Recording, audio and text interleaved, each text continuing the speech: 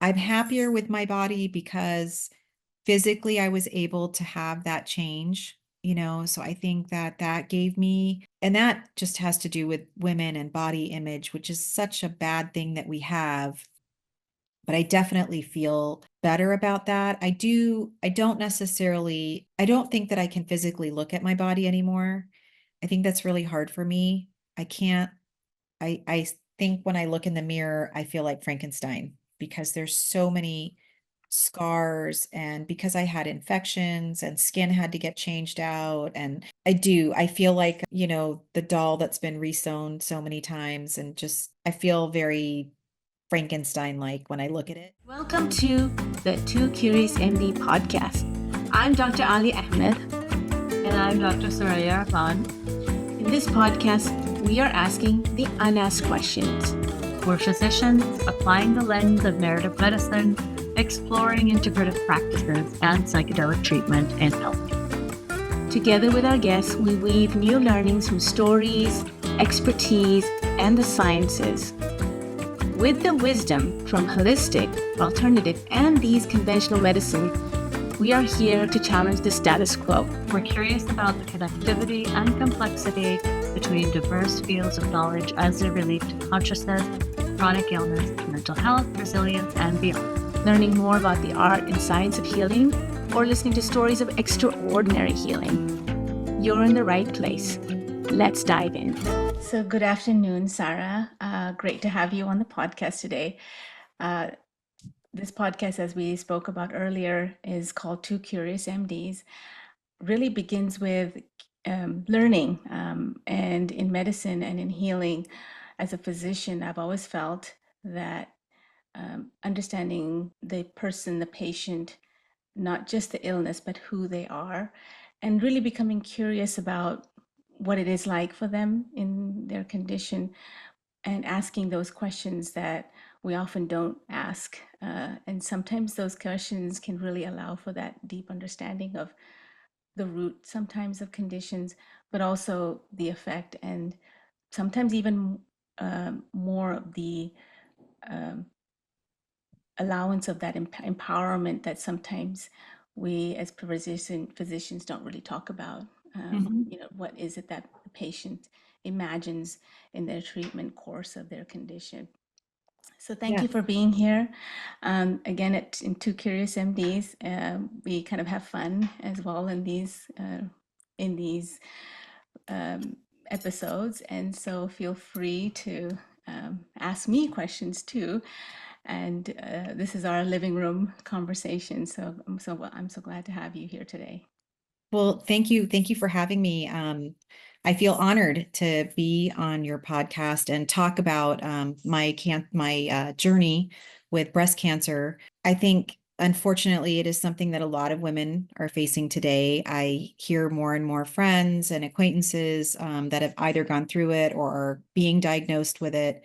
Um, I think in our world today, we are impacted by so many chemicals and so many things outside that are doing these things to our body, and we don't know it. I'm, to date myself, I'm a 70s and 80s kid, so I probably grew up with a lot of kind of the junk food and the things that were there that were put inside my body, and into this journey that I faced.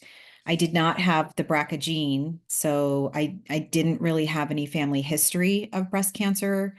So when I was diagnosed, it was quite a shock, because I've also been relatively healthy. I was always on the go. Um, I'm sure there are a lot of moms out there that have faced the same journey. And I think as mothers, we have this strange adrenaline that we function through a lot of illnesses. It's like if I would get sick, I would still do all the things that need to be done. There's really not, I'm going to lie down in the bed for a couple of days and kind of heal. Mm. I think as moms, we still kind of go out and do the driving and do all these things, and we just deal with the illnesses that we have. So my journey kind of started that way. Um, I think, well, I know that I had the cancer for a really long time that was undiagnosed. Um, So I actually had a clean mammogram in January of 2019. I was very diligent about getting a mammogram every year. I skipped my 2018 mammogram because we moved to California from Arizona. So I didn't have it done in 2018. In 2019, I got my first one here in California, and that became what they called my baseline mammogram. But somehow the cancer was missed.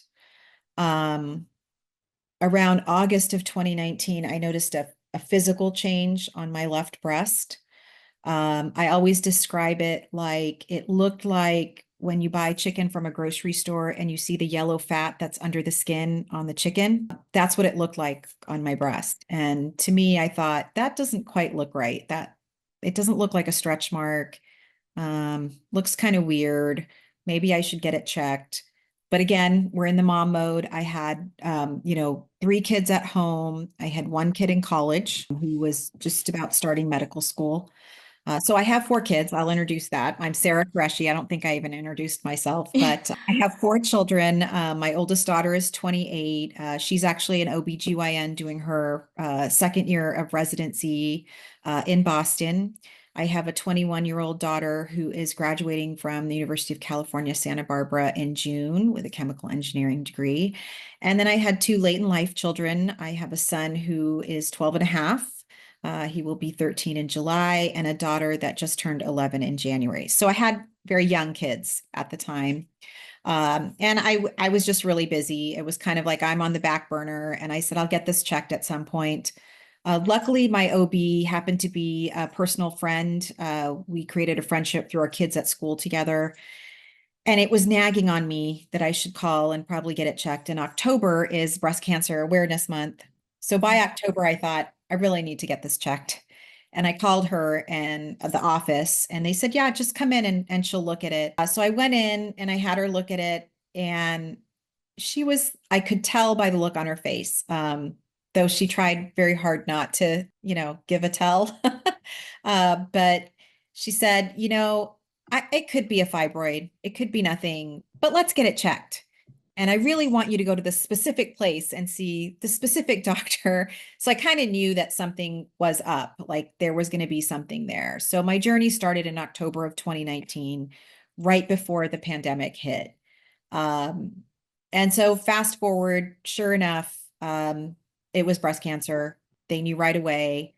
Originally, they were like, oh, it's stage 1, it's okay, you're going to be fine. It then progressed.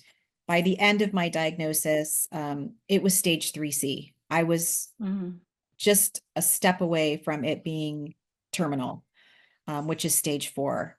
Stage 3C. Okay. Yeah, so it was stage 3C. I ended up having progesterone estrogen positive cancer.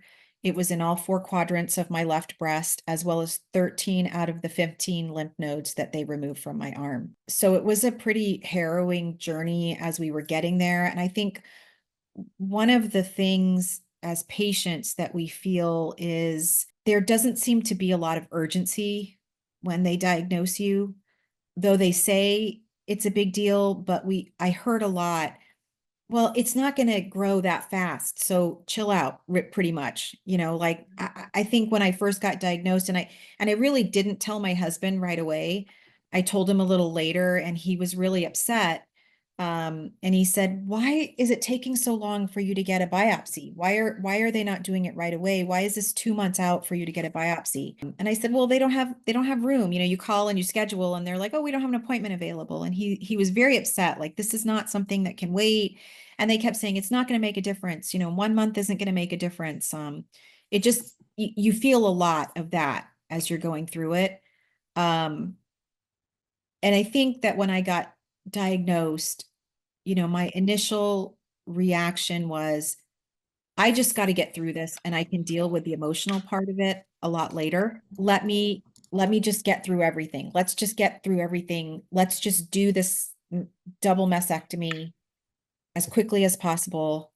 They told me that I could just have one removed, and I said, no way. I'm almost terminal 4. Why would I take a chance that it's going to come back and go through another surgery? I really didn't want to. I also felt that at the time I wasn't quite 50, almost there. And I said, I don't need him anymore. I breastfed 4 kids. I'm married almost 30 years. I just didn't feel that I wanted to take that chance. I just felt like they've done the job that they needed to do. And so I made a quick choice that just do the double mastectomy. Let's just get it done. They did, push ahead and I got it done over Thanksgiving.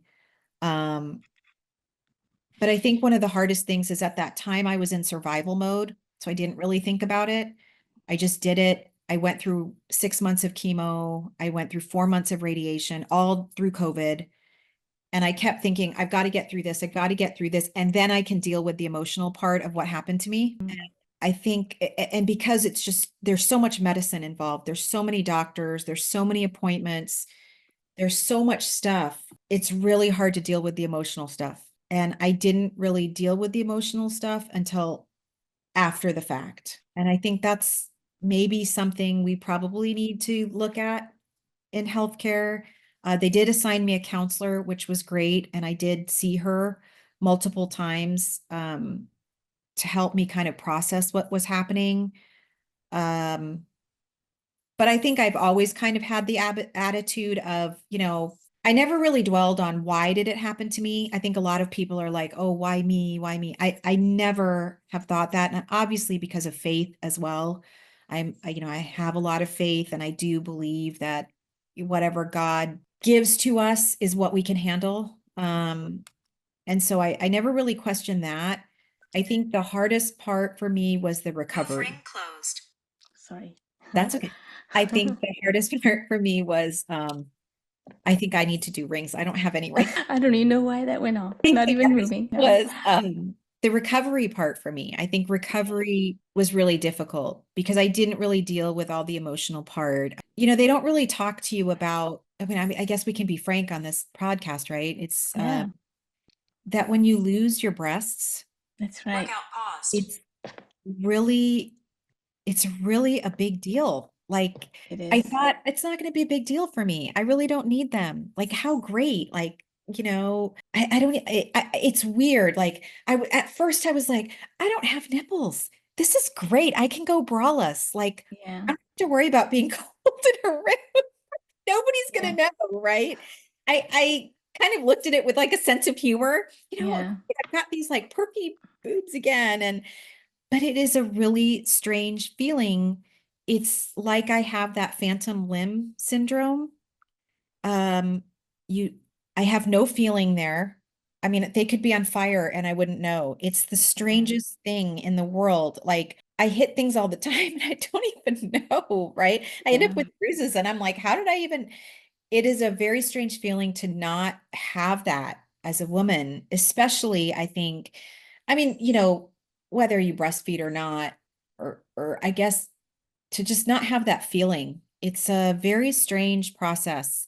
And I'm not sure how we ever can get past that trauma. I mean, I think a lot of humor. Some of my friends that have gone through the things, we joke all the time about how they're constantly cold.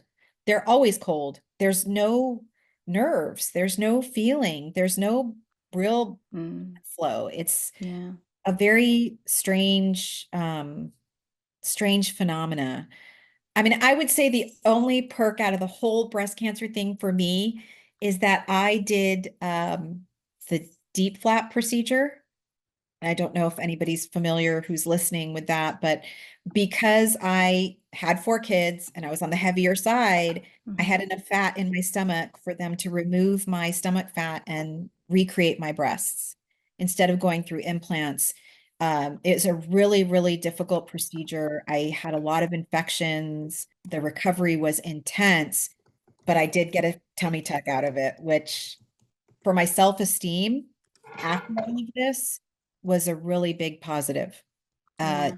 to this day, I think that's something that I feel good about. Well, I'd like to there's several things you've talked about. One Sure. is what's not asked, what's not, as you kind of walked this journey and had to Mhm. kind of navigate it for yourself and recognizing the resources that you already had and relying on that in terms of your faith, your family, even yourself, the resiliency that is needed. And but I'd like to kind of ask about those unasked questions, right? Sure. Which is, we talk about this in integrative medicine. What is it that, why are certain conditions present in some people and why and not in others? What is it about women, and a particular kind of cohort of women who Mhm. get breast cancer? For instance, um, uh, female nurses have a higher incidence of, say, having breast cancer compared to normal population. And what is it about that type of person or character or career, or the people who give and are able to work and multitask and manage, and yet aren't always receiving on the Right. receiving end of giving, for instance. But in terms of trauma, when we think about trauma as a condition that, most people have had some event of trauma in their life, whether it was early childhood trauma or later on in their life, but that Mhm. impact that trauma has on the body, where it tends to live, right? What would you say about your early life, or even later on in your life, indicators that put things to question in terms of trauma? What was it like for you growing up as a child? So, I think when you say I'm definitely a multitasker. So growing up, I'm a child of immigrants. My parents immigrated from their home country very early on. They got married in like, gosh, 1962, something like that. And then immigrated to England. I was actually born in England. From England, they then immigrated to the United States, like 1974, 75. So I was quite young when we came to the US. And so my childhood was always that kind of navigating, because your parents are kind of new to the place, right? And again, like I said earlier, it was the 70s and 80s.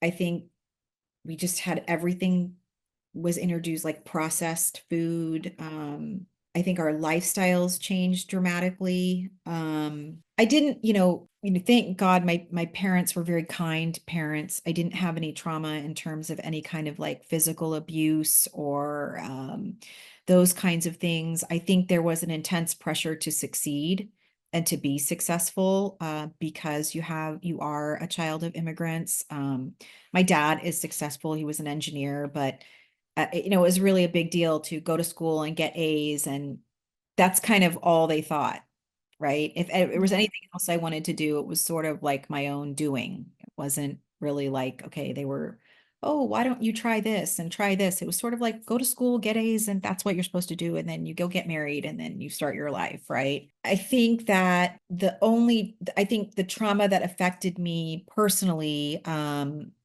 was kind of fitting into the society here as a child of immigrants. Um, when I grew up, you know, there weren't a lot of Asian immigrants, especially when we left Virginia and moved to Arizona. Virginia was probably more diverse. And we left Virginia when I was in junior high school and I came to Arizona, and there wasn't a lot of diversity in Arizona at all. I mean, people had no idea where I was from if I said it, and they were like, okay, whatever. And so I kind of had this feeling of not quite belonging 100%. So I think that kind of emotional um, trauma was there for me, which also made me very thick-skinned and a multitasker and somebody who could probably deal with a lot of things. And that's probably why when I got the diagnosis, like, okay, I just have to deal with this. I'm just going to have to do this. I can still manage everything um, and deal with it. It's weird because COVID was kind of a blessing in disguise um, for myself and my family with this, because it forced everything to shut down. And as a result, we weren't trying to figure out how to manage getting the kids to school and to their sports. And my daughter was sent home from med school, and she kind of helped take over the house, which was primarily what I was doing, my husband started working from home. It just became hyper focused on I'm having this going on and everybody's going to help now and everybody's going to take care of me. And but it was really hard to be taken care of. I do have to tell you that Yeah. it was really, really hard. I really didn't ask for a lot. I mean, I ate cereal most of the time because I couldn't eat a lot. But I was like, no, Yeah. no, it's okay. I'm just gonna have a bowl of cereal. I just am a person that is not used to that. I'm used to the one that's always doing those things. I think the trauma of the part about COVID that was scary was that God forbid if I got it, what would we do? Because I had no immune system at the time. And that we were seeing all these things and it was really scary. So we were very much hunkered down. We Mm. ordered everything. We didn't really go out. Um, I don't know if that's the question, if that kind of Yeah. answers your question. It does in some levels. I think the migration, and this has been seen as well, women who have breast cancer from one area of low incidence, then coming into another part of the world where the incidence is higher. Again, the diagnosis occurs, whether that's related to the environmental change or either the socio-demographic change, or whether that's related to nutritional change, Right. or a combination of all of those things in light of that migration and the stress that occurs in the body. The other factors that come up in terms of incidence is also age of onset of period of menarche, Oh, okay. and that Yeah. is effect on a young child based on a different environment, different timing, delayed onset of children having children at later age or reduced breastfeeding. So it's very interesting to hear components of that occurred for you in your life, coming from an area where food is different, Right. and how nutritionally depleted food is here in this Western world, but still access is still readily available, and that whether that's a systems change that the body notices right away, very subtly, and responds to it in that way. There's so many things, but there is correlations there for chronic stress, environmental. Yeah. And that's what I was told, that stress, was one thing that really is impactful for people with cancer. I've been told that by my oncologist over and over again. And even the therapist that I saw is you cannot have stress because it's just that's what feeds the cancer in your body once you have it. And I did have a very stressful life after my marriage. We were traveling a lot. Back and forth between where my husband is from and here. And, we have kind of had an up and down situation as a lot of people do. And I think that, impacts it as well. Um, I do think in myself that because I was progesterone and estrogen positive, I had my first two children early in life, my oldest obviously early, but my last two I had after 40. And they gave me progesterone shots when I was pregnant with them because my first two kids were premature and they wanted to make sure that I didn't have a premature birth again. And I always think in my head that, I did that for 2 years literally because I had my son and then 6 months later I was pregnant with my daughter. So I had this quite a few progesterone shots. Yeah. Um, I don't know. I mean, years of birth control. We had a big gap between our children. There's lots of factors that I think probably contributed to this onset for me. I do think the types of food that I ate as a child and even older, I'm somebody that loves junk food. I just grew up with it and I really like it. And it was not good, and I've sort of taken a step back. I mean, when I was pregnant, I craved cheeseburgers like crazy, Yeah. you Yeah. know. And they do say those things are just so impactful. Sugar, Yeah. Generation X, we are like sugarholics. I don't know. Yeah. Well, I mean, it just, it's the perfect storm, right, of Right, things. And inflammation being one of them as a setup for sometimes any kind of condition, but specifically for cancer, of course. Um, right, there's a lot of discussion in the Women's Health Initiative that came out with the published studies on the effect of estrogen and hormone replacement and that risk, of course. right, However, there's variable schools of thought on that. And knowing that in integrative medicine, we talk a lot more about inflammatory factors that have effect on cellular mechanisms and DNA replication and mutations, and epigenetic markers that may exist, especially in different cohort, that um, become more turned on, I guess, when they're in a different environment. South Asians in general have a high risk of diabetes. But why is that? Because, we're programmed to be in a starved state. And so when you're not in a starved state, the body just doesn't know what to do with all that extra glucose and tends to right. either store it or become more ineffective with those pathways of insulin. And so if you look at that, and why is that? Because again, we were generationally prior to Right. migration, programmed to be in a starved state. So that same sort of response to conditions related to inflammation tend to be more sensitive to different populations, again because of their historical genetics. Yeah. So knowing this now and hearing this part of why illness manifests in your body, um, and working through that with the resiliency that you already have as an immigrant, um, where do you feel your body is now, and how do you see yourself in the body that you're in now?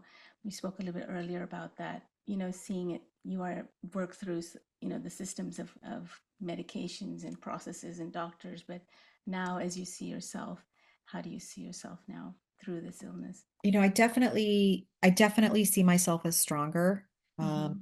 more resilient. I think that, um, I'm happier with my body because physically I was able to have that change, so I think that that gave me, and that just has to do with women and body image, which is such a bad thing that we have. But I definitely feel better about that. I don't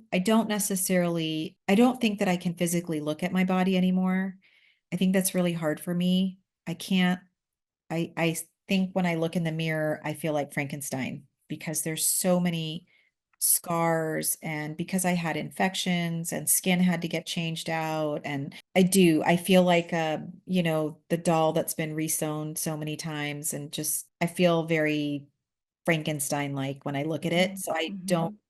I don't really look at it without clothes. In clothes, I feel very confident. I feel great. Like, wow, I've gotten my weight under control because I did have, after the treatment, specifically the radiation, because I had radiation for a very long time, it affected my thyroid, and then I lost weight and gained weight, and then I had my sugar went up, and all of these things happened, and now it's all under control. I'm at a good weight. Um, so in clothes, I feel extremely confident. In terms of my body, I finally, I think in 2024, I felt back to being normal. So it took a long time. I was diagnosed, had my first surgery in November of 2019, and I honestly didn't finish all my treatments until 2022. So, I had all my chemo and radiation, and then because I was going to have that other procedure, they had to wait for everything to heal, my skin, my body from the chemo. So that it took almost a year of walking around. I don't know if people know that when they give you a mastectomy and you're going to get your new breast or whatever you're going to get, They put expanders inside and they're awful. They're just the most horrible feeling in the world. And I had to have those for over a year. Um, so it was such a relief when those left. Um, so it took a really long time for me to kind of just feel like a normal person. My hair grew back. Um, it didn't grow back the same. Those kinds of Yeah. things make me sad, that it's not like what it used to be. It's, all of these things. Um, I do feel that it created a veil on my face that I can't describe, but when I meet Mm. women that have had breast cancer, I Mm-hmm. can tell. I feel like I can tell looking at someone's face. It Wow. does something to us, to our faces. I don't know if it's because, after you have breast cancer, you have to be on a hormone if you're progesterone estrogen positive. Yeah. I know there's another type of breast cancer, and I'm drawing a blank right now, HER2 positive. Mm-hmm. Um, that's different, but when it's, hormone positive, they put you on a hormone blocker. So Yeah. basically blocking all the estrogen out of my body. Right. I think I have more testosterone than I have estrogen. And I do feel that I feel like on my face, I feel it myself. I'm sure my husband feels it mood wise. Yeah.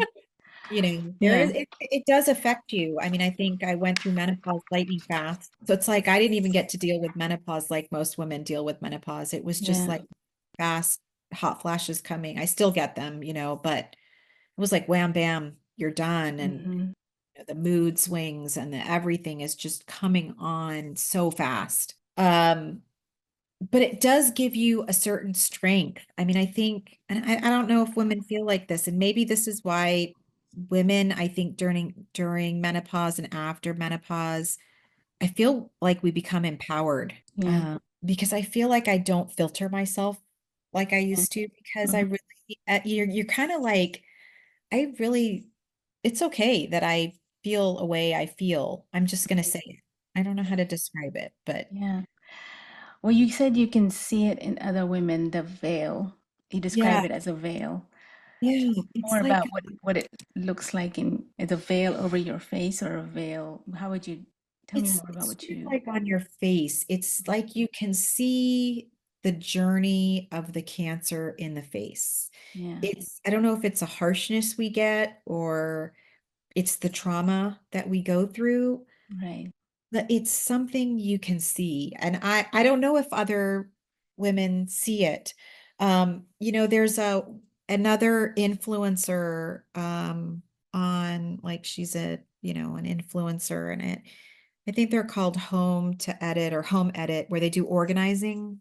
Like they organize your Yeah. home, super famous. And her journey was very similar to mine. And I've always thought about, God, I don't know how I would contact her.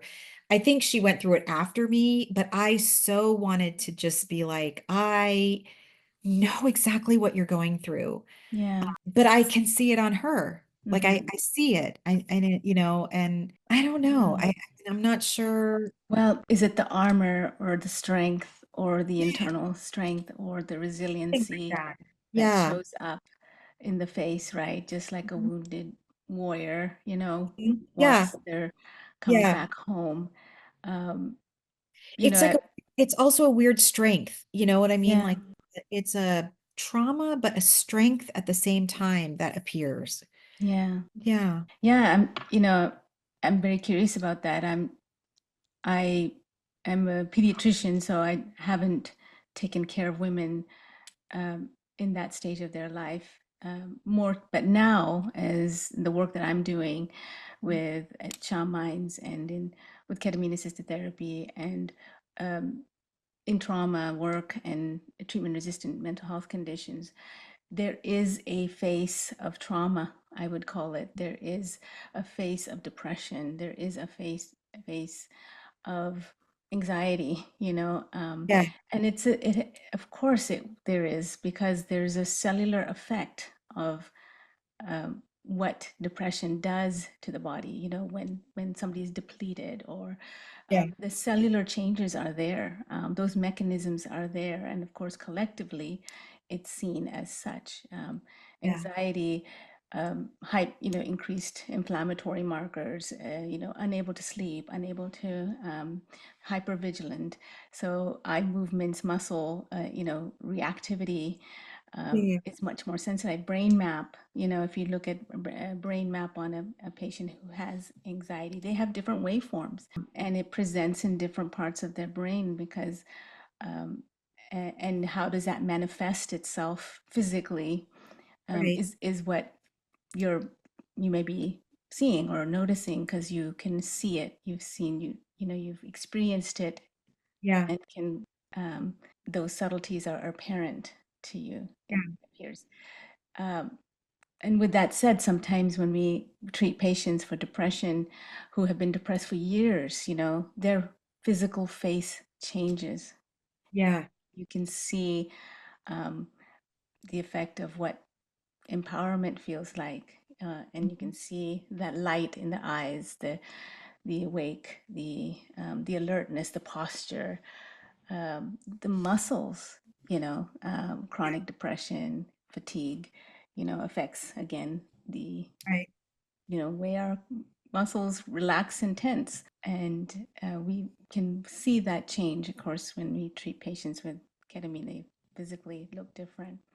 And it's Hmm. fascinating to witness that and see the benefit of treatment for that very reason, because again, that affects so many other factors in your life, such as your relationships, such as the people that you can communicate with. In narrative medicine, we talk a lot about, the description of what cancer, kill cancer, or I've got to fight cancer, or it's Right. about a war against, a disease. Yeah. And Yeah. it's often described in that way that you can go back to normal, you can go back to what you were before the cancer diagnosis. And that's that restitution narrative, right? That Right. I was this person, I was Right. an athlete, and then I got cancer, and then I went back to becoming an athlete. And that's that arc of going back. Right. Then there's that chaos narrative where it doesn't make sense, and we witness this too in the condition that when patients present, it's like nothing's making sense. I don't know why this is happening. Everything is meant, everything is falling in this way, and I'm in the chaos of that, and the Right. body's responding in that way as well, in terms of chaos, disorganization, unable to focus, can't function. And then there's the quest narrative, which is I have a condition, a chronic condition. It is has an impact, and then evolving through that impact to something that we're not sure of till it Right. till we get to that place in our life, in our journey, in our illness. Right. What would you, how would you describe your journey, um, as your own, in your own story of your illness? So I think it was definitely more okay, I need to kind of fight this. I need to be the fighter. Um, But then I started feeling like, I think I heard somebody say, or I was on a breast cancer forum, they give you all these things that you can to help you kind of get through it, talk to other patients and things like that. And they were saying, they say we're warriors and, you're a survivor. Like, because like I fought harder than somebody else, so somebody else didn't survive and I did. And then I started feeling guilty. Like, that's Yeah. not right. I don't want to be that because I don't think that I fought any better or different than somebody else that didn't survive. That's just the hands that we were dealt, I mean, I was so close to being terminal that it could have gone a very different way. Yeah. And I think that when you are a survivor of breast cancer, you're always thinking about when is it going to come back and where is it going to come back and when am I Yeah. going to longer be. And that's a huge burden to carry. And I feel it often. Um, and I think one of the things when I was going through this journey and I found out I was advanced as I was, I just remember praying to God and saying, you know what? I literally calculated in my head that when my younger kids were going to go to college or when they would have be old enough to maybe manage the loss of their mother. And I really just said, can you give me 10 more years? Like, please just give me 10 years. Like 10 years was my magic number. Like, Mhm. give me 10 years and I promise I'll try to be the best that I can be. We do those where you make like a deal and then you realize like God is supposed to be, beneficent and merciful. And I don't think he really needs a deal. Like, he's just Yeah. do it Yeah. or don't do it. But we do that, right? My gosh, I'm gonna like do this. But it was give me 10 years. Like I know in my heart it's gonna come back. Like I know that's it's going to be the thing that takes me down the road. Probably because it was so advanced. Maybe if I was stage 1 or stage 2, I would have been no, but the fact that it was as far as it was, I I do know that. And I do think, hopefully it'll be longer than 10 years. Hopefully um it will be. But I really prayed for that magic number. And now I realize it's kind of how can you say that? Your kids are always going to feel the loss no matter how old they are, or they're always going to have that loss. But I was like quickly calculating, maybe my oldest will be get married by then, maybe I'll be a grandma by then, my youngest will go to college, that will be okay. My husband can survive okay without me at that point, and everybody can survive, everybody will be able to move on easier. You know what you're describing, and I'm sorry. I think Okay. it's a question I ask for myself, and I think about asking this question to patients as well. And it's going to sound a little morbid, but I'm going to ask you because you're describing something that I think is very important to to highlight. Um, we're all going to die. Every person in this planet is going to have their death. Knowing that date would be great, but we don't. And knowing, how we're going to die would be awesome. I wish we could read the future, but we don't know that. And we often talk about, well, how do you want to live? How do you want to be? What do you want to be when you grow up? What is it that you think about is important to you? What is your purpose in your life? But I'm going to ask a question kind of differently. Mhm. What is your journey to death look like? How Mm. would you want your journey to death to look like in the time that you have for however long you have? And I want you to just kind of before answering, just really just kind of meditate on that. What your journey to death that you want it to look like. That's such a hard question. When I first was diagnosed, I think I did think like that. And I was like, I'm gonna focus on the moments that I have and make them really good. And then I think that as we progress and maybe as we get healthier, because I feel like I'm caught up in the same rut and cycle of life that I was caught up before the cancer, where I'm busy and I just am like focused on everybody else and doing all those things that I don't think that I've lost sight of what my journey is to death, I think. But I'm a very pragmatic person, and I think that I see my journey to death in how can I make sure everybody else's life is going to be okay. There you go. And that's the thing. I think when you ask me that, my first thing is, okay, well, I want my kids, I want my daughter to get married. I want her to have kids. I want my second one to get married.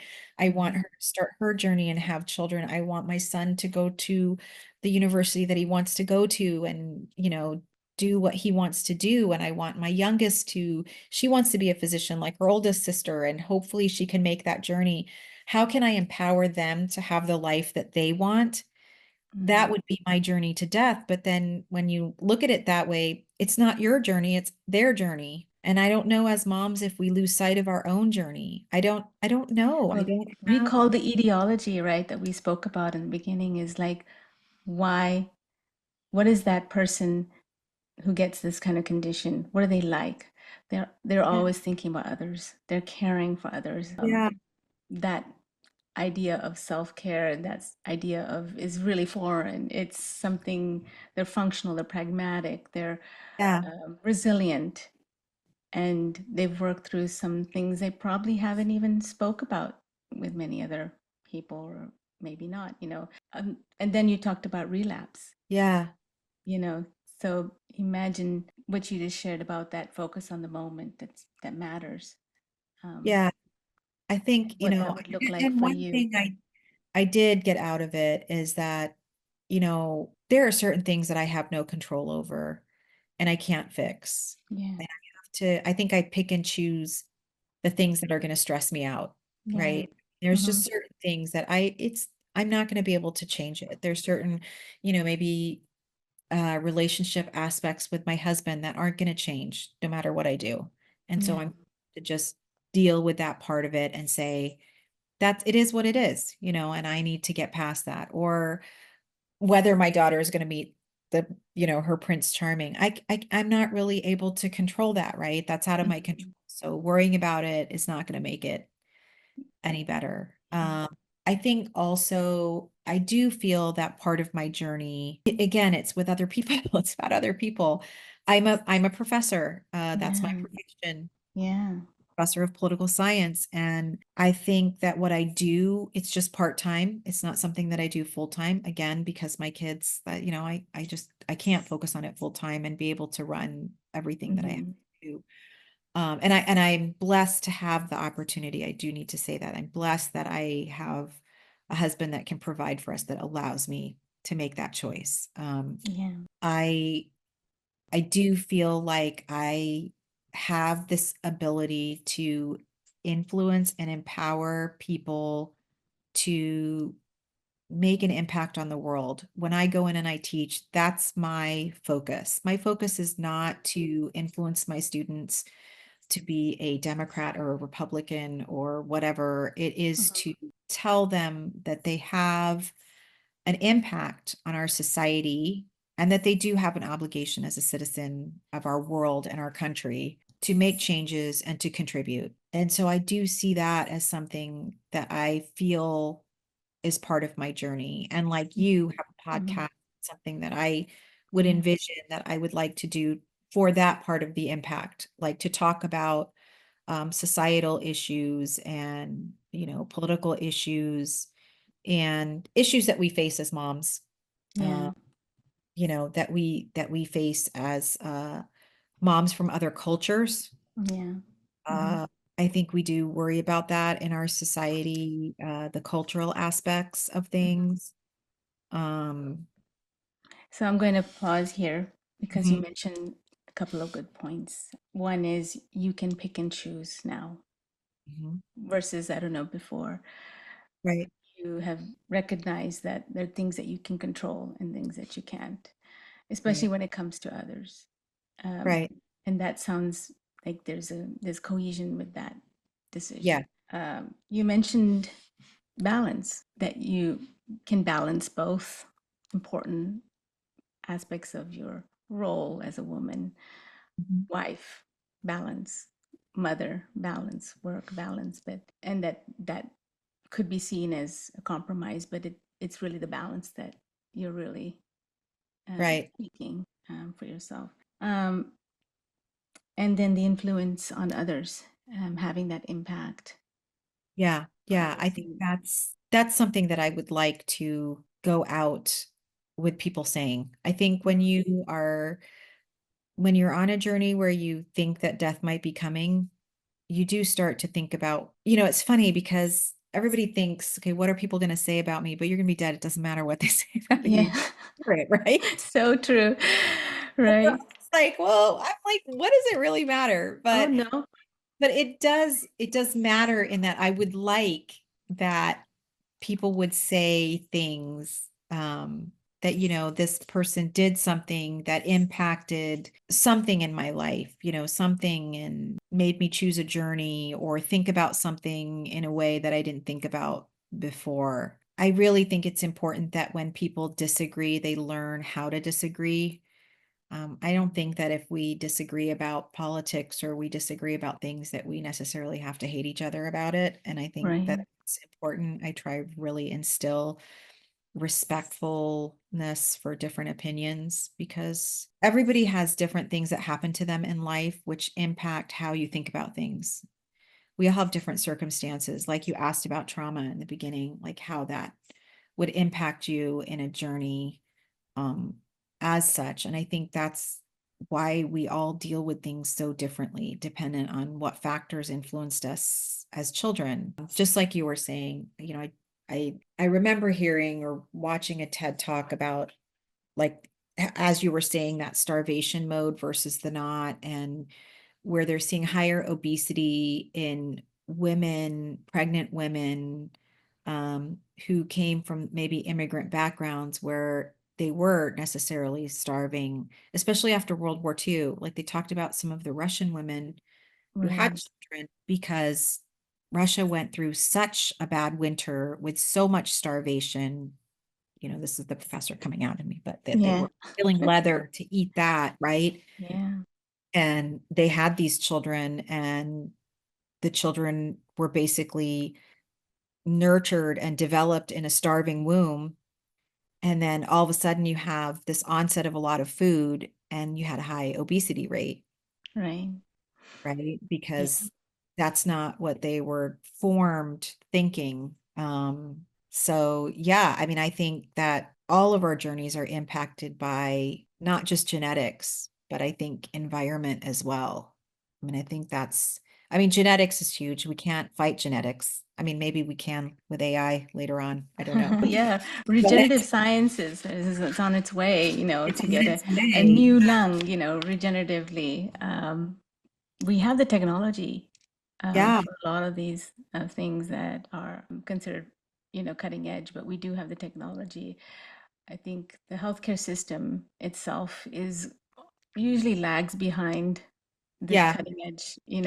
Part of that has to do with implementation and education and training, the students, the Yeah. residents, training with technology. Of course, now AI has changed a lot of that. Education, I'm sure you're seeing that too. Oh, yeah, Access I to do. Yeah. information is much more. No one has to go to the books anymore. I have stacks of books.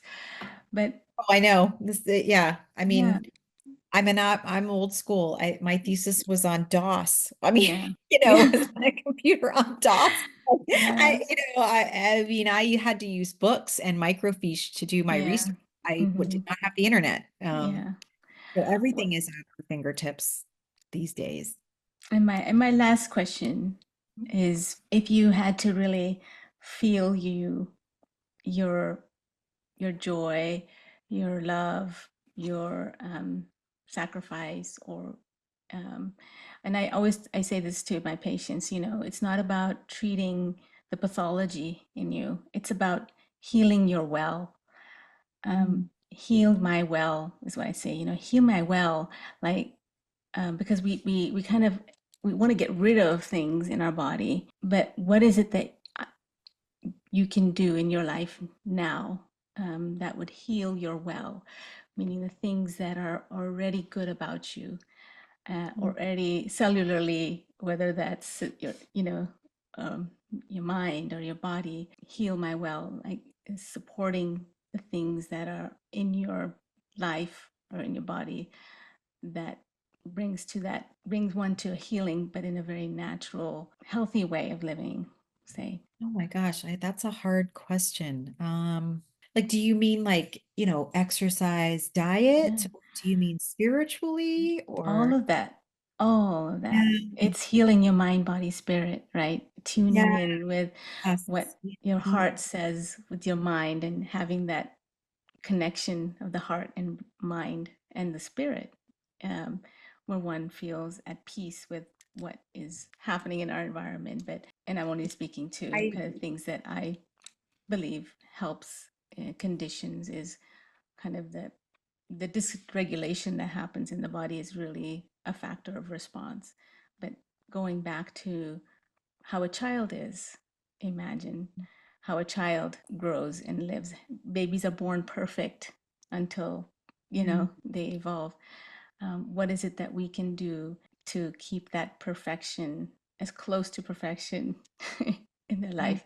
And that's that idea of healing the well, really enlisting or inviting what is already present. And you're saying this to me and I'm realizing that I'm back in that rut of not having that well. I really am not. I think back on the running around and on the back burner, and everybody else is kind of first. And if I could magically do something, it would create more time so that I could have that focus on just me. I do think that that's really hard. I think it's hard as a woman and it's hard as a mom to just be me. I think alone time, and I don't ever really have that. I'm never really alone. And I think maybe that's what a lot of women need, is just to be alone sometimes, where you can just focus on yourself. I think sometimes it would be great to just not do anything, Yeah. absolutely nothing. I mean, Yeah. I think we're so in a society where we're constantly either scrolling or Yeah. whatever, but to just really sit and do nothing. Um, Nothing. how would I get back to my well? Yeah. Yeah, I think it would be just sitting and doing nothing by Mm. myself. Yeah. And whether that be 1 minute a day or 5 minutes a day. Yeah, yeah. But just even that practice, just even that thought I brings you think to a that's place of wrong. Yeah, stillness, right? right. I think that yeah, really kind of that, which goes back to those ideas of meditation and, yoga and that kind of stuff, which I was never been, a yoga person. I have a daughter who loves Pilates and yoga. Yeah. And I've never really been that. I'm really high strung, and it's really Mm. hard for me to just be patient. Yeah. Uh, Yeah. Well, you mentioned your spirituality and your faith. yeah. And, in medicine, we often don't talk about spirituality and faith. Like, what is your spiritual practice? What does that look like for you? And where does that So, you? I'm a Muslim, so as a Yeah. Muslim, um, it's in our life all the time, and I think that the benefit of Islam and being a Muslim is that we don't really rely on somebody else to give us a connection to God. You know, Yeah. we don't rely on going to a priest for confession or those sorts of things. That my connection to God is direct. I just put a rug down and I can pray and I feel that connection. And Yeah. like I said, that was something that was really, important for me when I was diagnosed, because I did just pray, and I just prayed for that 10 years. And I did firmly believe that, look, whatever you have put in front of me is because you know that I can deal with it, whether it is my death. And I think that's the thing. I have no fear of death. I think some people are very fearful of dying, and I am not fearful of death at all. Yeah. I'm fearful for those that I'm going to leave behind. It's not my journey for death, it's the people I'm leaving behind that I fear for. And I think that's was what I prayed. I'm okay if you think it's my time. I'm not okay for you to leave my little kids without me, Mm. I'm not Mm. okay for them. Um, and so I think that that, was a lot for me. Interestingly enough, for my breast cancer, all the factors, when they ask the questions, do you drink? Do you smoke? Do you do these things? None of the things my Yeah. faith does allow me to drink or do the, I never smoked. I just did not do those things. Everything that would have been a risk factor for me was not there. So, it is a really strange thing that it was so advanced and came. And they do think that it was probably in my body for a really long, long, long time, Right. years, just Mm-hmm. Right. never seen. But yeah, I do. I think that faith is just really, really, really important. Yeah. Yeah. That And I trust, think, I think you speak about the trust yeah, and that faith and yeah, that is that what connection you that described. connection. Yeah. Yeah. And I think if I took more time, there's not, I mean, Muslims come in all different shapes and sizes and colors and, all of those things. I'm definitely not, I'm not a person who prays 5 times a day or those kinds of things. And maybe if I did that more, it would give me that alone time. It would really be that kind of Yeah. moment of Yeah. peace. But I get caught up in the shuffle of life and all of that stuff. But yeah, I think it does have a big impact on us as people, on our culture, our faith, to deal with the issues that we have. Yeah, I don't know if I answered your question. What do you think? Heal your well.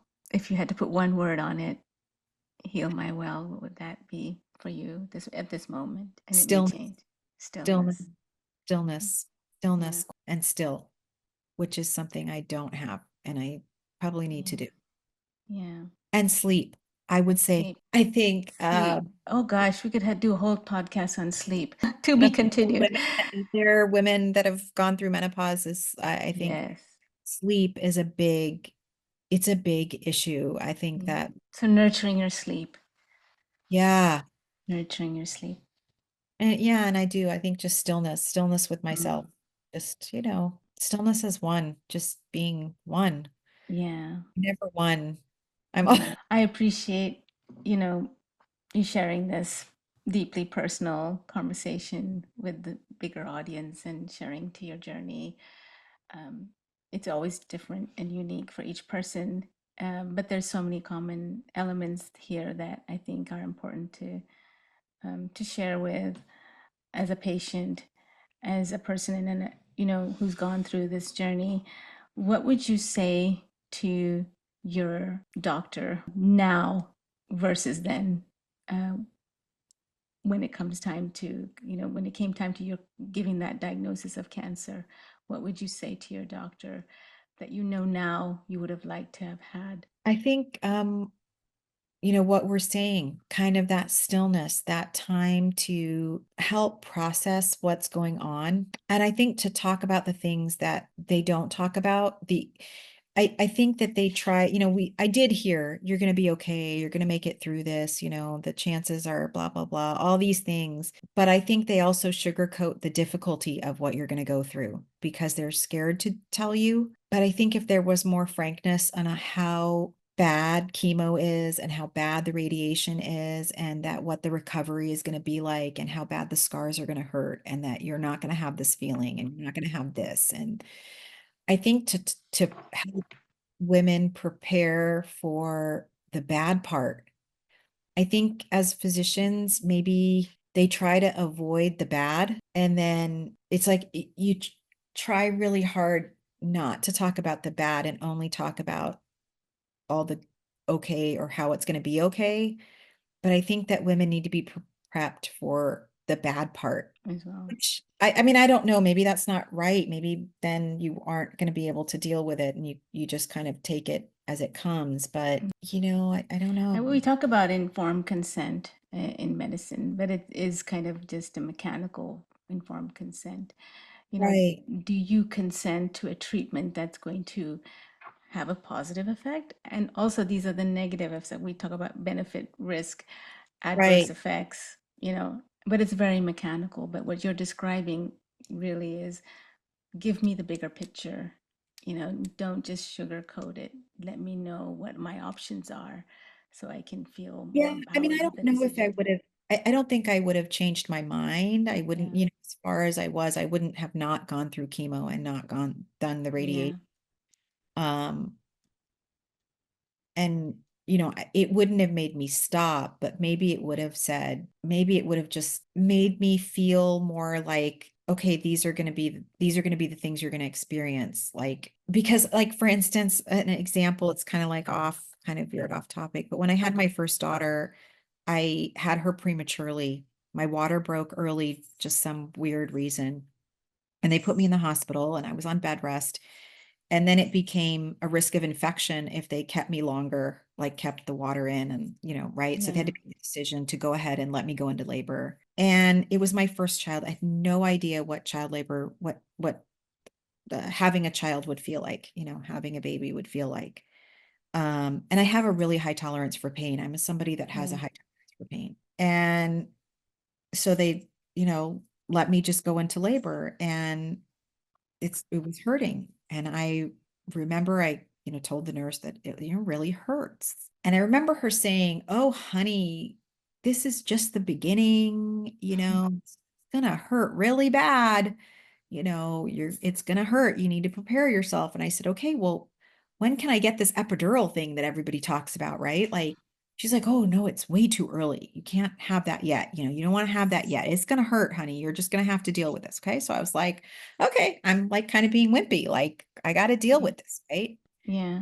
And everybody kind of left, and I'm sitting in this room. I wasn't even in a delivery room. It was just hurting really bad. And my sister, luckily, was doing research. She was a researcher at the time, doing neuroscience research, and she was working in the basement of the same hospital. And she just came up to check on me. And I was in so much pain that I was gripping the bed handles like Yeah. this. And I had IVs in my arms for, because all of these things. And I was gripping so hard because I was in so much pain that the blood from my arm was rushing into the IV bag up instead of, Yeah. Yeah. Yeah. and my sister's like, oh my God, like what is going on? I'm like, Anne, it hurts really bad. Like I'm really in a lot of pain. So she calls the nurse and she's like, hey, my sister's really like not feeling good. I don't think this is normal. And the nurse goes, oh, well, the nurse she's supposed to have is on lunch right now. And so, somebody will come in and check. And this other nurse came in and checked and she looked and she's like, okay, what's going on? What are you feeling? And I said, I feel like I have a big poop. I feel Yeah. like I have a poop really bad. She's like, what? No, no, no, no, no, don't do that. Do not do that, And she Yeah. looked and my daughter was You were like, crowning, right? yeah. About to Yeah. come out, right? Yeah. And I just remember them frantically yelling and taking the bed and rolling it down the hall because she's a preemie, right? And I'm like, I just want to push this thing out of me. I just want to get this thing out of me. Like, just get it out, right?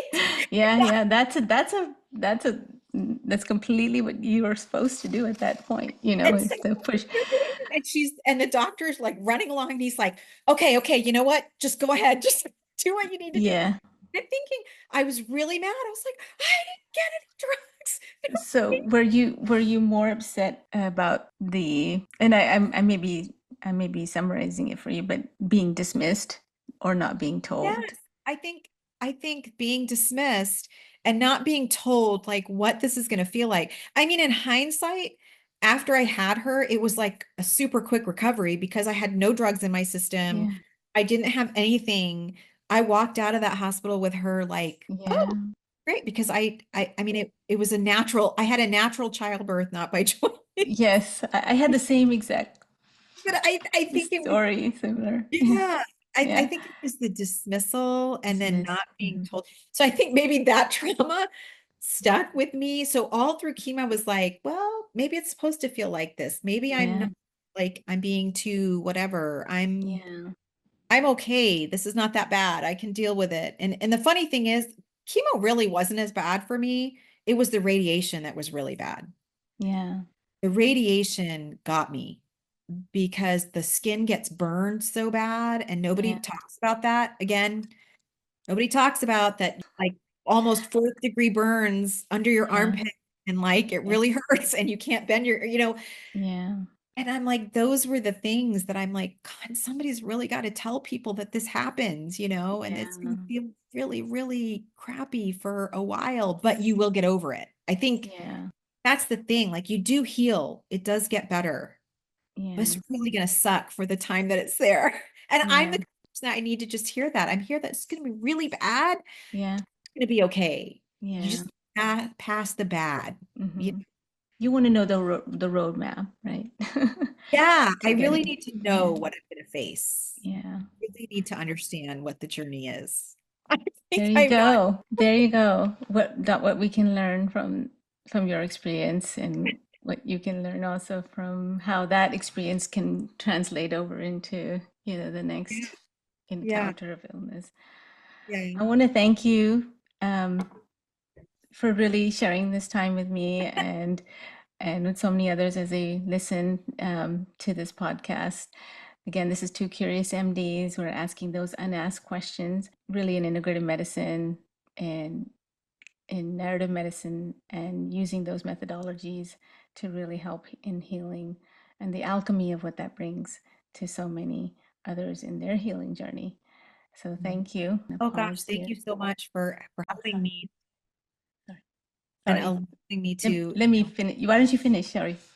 No, that's okay. Deborah. I was just say just thank you so much and allowing me to just kind of regurgitate everything out there. And I No, think this is beautiful what that's you shared. therapeutic itself. I think sharing and, um, I do think it's important to, if somebody faces this journey to talk to someone that's already been through it. And I do try to do that as well. Cause I did that myself. I had a friend who had went through a journey very similar to mine as far like the same stage and as advanced.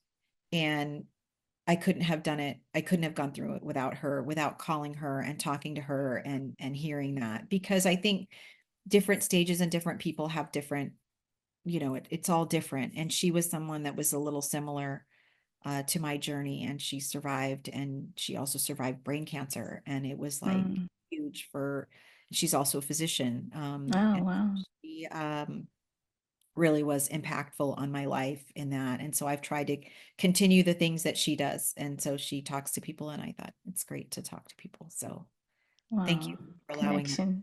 Connection is cure. Thank you. Thanks for joining us on the Two Curious MD podcast. We hope today's episode inspired you to ask new questions and explore fresh perspectives. We challenge you to ask us those unasked questions that you're curious about in your medical practice, condition, health, and wellness. If you enjoyed the podcast, don't forget to subscribe, share it with somebody just as curious, and leave us a review. It helps us keep the curiosity alive. Post or comment with a question or curious inquiry that you have and seek to explore or learn with us. Stay curious, and we'll see you next time.